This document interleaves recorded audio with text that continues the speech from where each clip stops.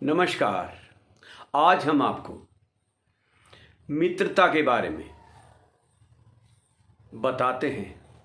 हमें मित्रता भी सोच समझकर करनी चाहिए, क्योंकि आजकल प्रदूषित मन का युग है।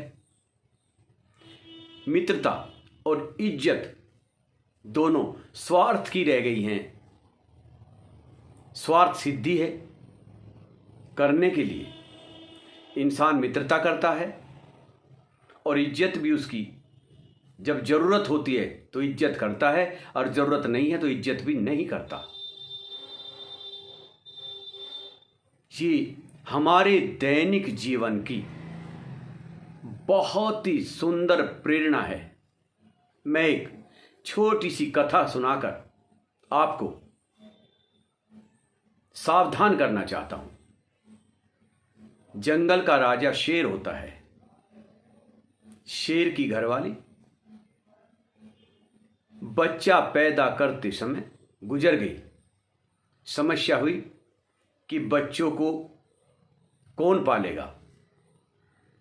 पशुओं की पंचायत हुई। उन्होंने कहा कि हमारा राजा शेर मुसीबत में है, इसे कौन इनके बच्चों को पालेगा, इसकी ड्यूटी लगाई जाए। सब डर गए। बकरी आई। बकरी ने कहा कि मैं पालूंगी। सबने सहमति जताई। सब मिलकर शेर के पास गए। उन्होंने कहा कि आपकी बच्चों की परवरिश के लिए हमारा फैसला है कि बकरी अपना दूध पिलाकर आपके बच्चों की परवरिश करेगी। शेर ने रजामंदी दे दी। बकरी बच्चों के साथ खेलने लगी, उन्हें अपना दूध पिलाने लगी। फिर समस्या बनी कि बकरी का दूध तो कमज़ोर है, इसे ताकतवर बनाने के लिए यदि ये ताजी ताजी पेड़ की कुंपलें खानी शुरू कर दे तो इसका दूध ताकतवर हो सकता है। तब हाथी ने अपनी जिम्मेदारी ली कि बकरी तो छोटी है, इसका मुख पेड़ की कुंपल तक नहीं पहुंचेगा। हाथी ने उसे अपनी पीठ पर बैठाया और लेके चला। वो पेड़ की ताजी ताजी कुंपल खाती रही। सब देखते रहे। एक ने पूछा कि उसे सब मौसी कहने लगे। एक ने पूछा कि मौसी, तेरी तो मौज आ गई, हाथी पर बैठी हुई घूम रही है, शेर के यहां तो इज्जत प्राप्त कर रही है। बकरी ने कहा कि मैंने एक एहसान किया है, मित्रता निभा रही, तब मेरी मौज आई। तो एक बुगला भी इस बात को सुन रहा था।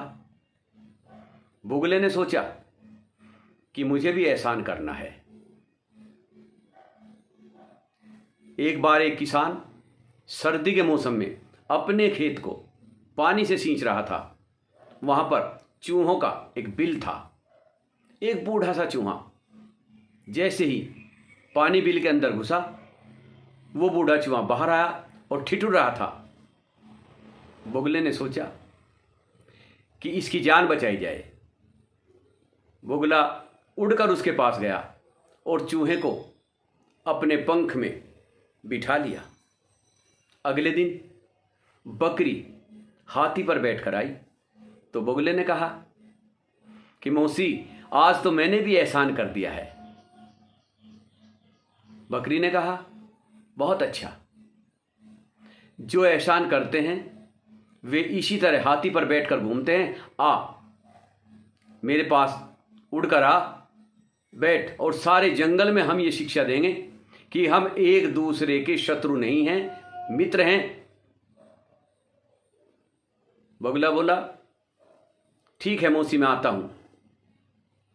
बुगला जैसे उड़ने लगा तो वो उड़ नहीं पाया, क्योंकि उस चूहे ने गरमाई मिलते ही उसका पर कुतर दिया था। तब बकरी ने कहा कि एहसान तो तुमने किया, लेकिन इस चूहे ने तुम्हारे पर कुतर दिए। हमें एहसान भी सोच समझकर करना चाहिए, मित्रता भी हमें सोच समझकर ही करनी चाहिए।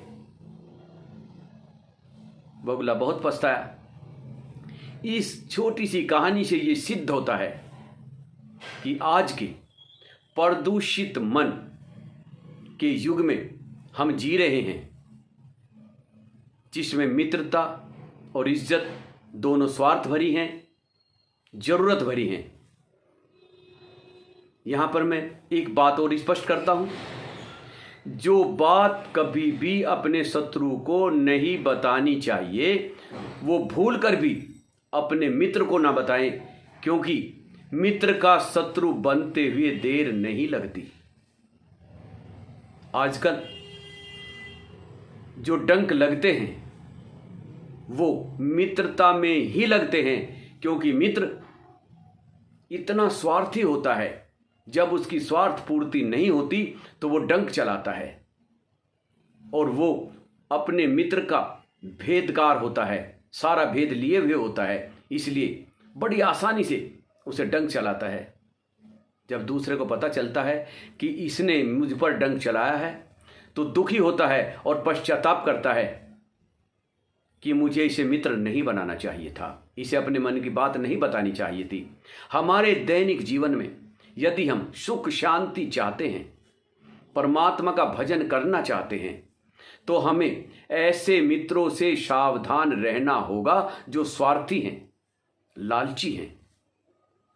इसलिए मेरा आप सभी लोगों से हाथ जोड़कर निवेदन है कि अपने मन की सुख शांति को किसी भी कीमत पर खत्म मत होने दो और इन छोटी छोटी बातों का विशेष ध्यान रखो। अपना मित्र बनाइए अपने मन को, जो कर्म करते हुए परमात्मा में अपना ध्यान लगाए। जब आप कर्म कर रहे हैं, अपने मंत्र का भजन कीजिए, मनन कीजिए, अपने कर्म को करते रहिए। इससे आपका भी कल्याण होगा, आपके परिवार का कल्याण होगा और आपके संग रहने वाले समाज का भी कल्याण होगा। मित्र तो वो होता है जो खून की जरूरत पड़े तो सबसे पहले आके खड़ा हो जाता है कि ले मेरा खून ले और मैं तुझे प्राणदान देता हूं। लेकिन ऐसे नगण्य हैं, बहुत ही कम हैं। इसलिए मित्रता में पढ़कर अपने लक्ष्य मत भटकिए और आपका लक्ष्य है कर्म करते हुए परमात्मा का भजन करना। अपना व्यर्थ समय अपने मित्र की संगत में मत बेकार कीजिए।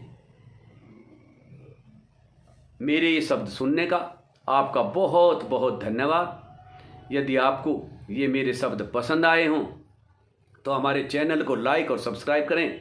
परमात्मा आपको और आपके परिवार को सुख संपत्ति दे। धन्यवाद।